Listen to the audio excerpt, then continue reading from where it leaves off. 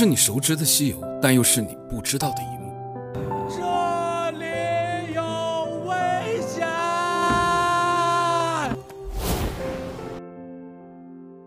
小猪妖本是浪浪山上普通的一只大公猪，安分守己，过着朝九晚五的日子。当然，偶尔也会在树下摸摸鱼。他最好的朋友是只总掉毛的乌鸦。为什么他们的关系好呢？或许是因为在山洞中是最底层的存在。大王召开紧急会议，告诉大家一个好消息，日后唐僧的师徒4人要经过。从未出过山的小猪妖连唐僧是谁都不知道，还是老友乌鸦精告诉他，吃到唐僧肉可以长生不老，是所有妖怪的终极梦想。渐渐的，偌大的山洞弥漫着一丝大饼的味道。为了这碗肉汤，小猪妖和大伙冲昏了头。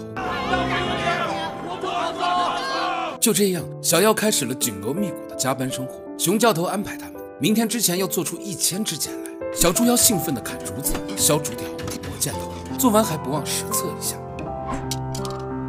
这也扎不住啊！你管他呢，熊教头让怎么做咱就怎么做。能做到更好，为什么不去做呢？小猪妖拔下兄弟的一根毛来，插在了箭的后边。俩人相视一笑，很快就到了验收的日子。1000支箭整齐地放在地上。你毛呢？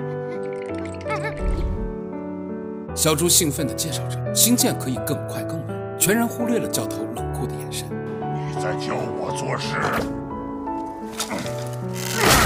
给我去重做，按照我的方法做。小猪做梦也想不通，为什么做得更好，反而却要被骂？他不会明白，他不能比教头更优秀，因为他只是只没什么背景的大公猪。这可能是他妖生的第1堂课。但熊教头很快又找上了他。小猪妖和乌鸦正在卖力地刷着锅。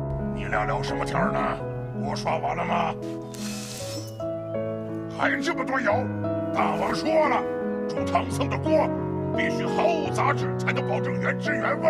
你们擦了半天就这。乌鸦小声嘀咕着，这陈年老锅油攒了上百年，实在擦不掉。说罢，熊教头一把拎起了小猪。抱住我的手。看见没？这才叫刷锅。看见没有？这猪鬃毛才有劲，得使劲刷。接着又叫来了黄牛小队长。铁锅果然露出了原本的颜色，只不过锅内飘起了阵阵白烟和烤肉的味道。兄弟俩即便变得一模一样，还是被安排砍1000斤柴火回来。一晚上1000斤柴火，对于光不溜的乌鸦和秃了的小猪来说，无疑难于登天。还好爱动脑筋的小猪妖想到了办法。抢谁？抢人的呀！对呀，我们是妖怪呀！他们先是抢了樵夫，又偷偷溜进了村子。就这样，柴火被搬了回来，终于有了口喘气的机会。突然，乌鸦爬到耳边，小声地说：“今天送柴火时，偷偷听到大王其实根本打不过孙悟空，这才布置的陷阱。”还没等说完，大王派来的狼大人就来视察工作。平时威风凛凛的熊教头，此时也只能跪在地上，卑微如狗，甚是可怜。突然，狼大人的鼻子动了动，先是闻了闻小猪，接着又来到了乌鸦身边，眼睛冒出绿光，一抬手，好兄弟乌鸦被带走了。要知道，大王的秘密怎么能让这些小人物知道？不管身边的熊教头如何求饶，狼大人一抬指就点燃了柴火。大王刚刚改了主意，唐僧要烤着吃，这些普通柴火糟蹋味道，马上去采2000斤20年以下的珊瑚桃木。不知道熊教头怎么想，小猪反正知道，大人一句随口的话，柴白砍了，锅白刷了，毛也白掉了，但没办法，妖生还得继续。小猪跟随几个小妖砍了1夜的柴，疲惫爬满了双眼，而他又被安排了新的任务，要去镇里买烤唐僧的调料。买好后，从老板口中听到了关于唐僧的消息，他忍不住好奇，来到了街边说书人的摊前，听着师徒4人的传说。对于一辈子没出过浪浪山的小猪来说，他们的故事仿佛给他打开了一个新的世界。3徒弟沙和尚身形健硕，手持降妖宝杖；2徒弟猪八戒身高3丈，手持9齿钉耙；师傅唐三藏生得眉清目秀，一脸佛相；大徒弟孙悟空齐天大圣，10万天兵也奈何不得。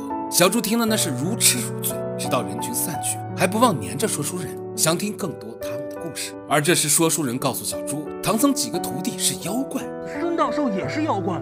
对呀，孙大圣就是个猴子，猪八戒也是只猪妖，后来都被唐僧收了去做徒弟。小猪听后，胸中好像什么东西被点燃了一样。到了岔路口，他没有选择回去，而是选择回了阔别已久的家，见到了很久未见的妈妈。小猪掏出镇里买的包子，分给了兄弟姐妹。妈妈依旧是喋喋不休，关心着自己。你也不要太拼了，你看看你怎么秃成这样？最近老熬夜，毛掉的厉害。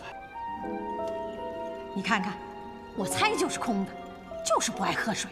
你小时候爱咳嗽，妈妈才给你带着这个葫芦，就是想让你多喝水，别上火，你就是不听。妈妈的话虽然平淡，但这份爱浓郁的让人无法开口。小猪不想回去了。我想离开浪浪山。你说啥？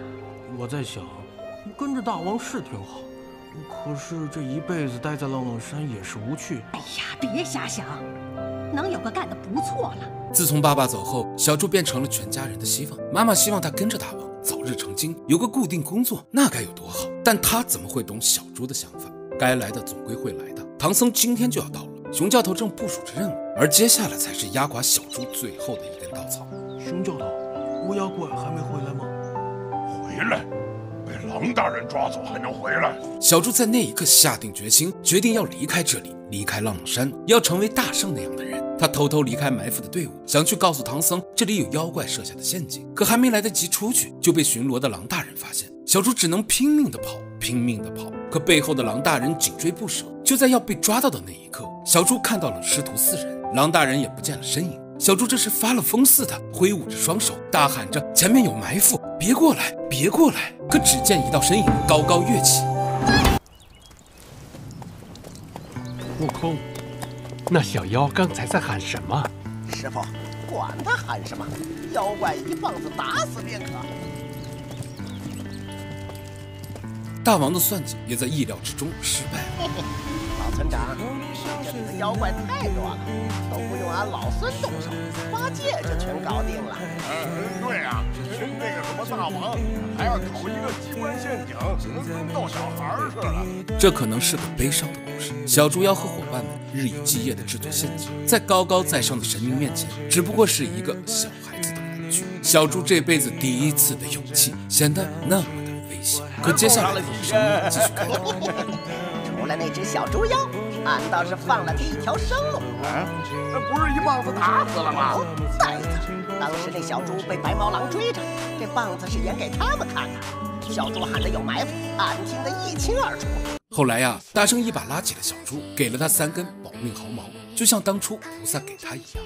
故事到这里就结束了。这本来应该是一个无忧无虑的夏天，可随着唐僧师徒4人的到来，小猪妖的工作越来越不好干，兢兢业业地制造飞剑，也不过是为了换口热汤。这时我才刚刚发现，这宏大的叙事中，一个小的不能再小的小角色，却演绎出了我们细琐而繁重的生活。结局可能有些 emo， 但也能释怀。不过可能为了真善美，小猪妖并没有死，所以成为了团灭结局中唯一的例外。现实远比电影更加残酷，不知你们发现了没有？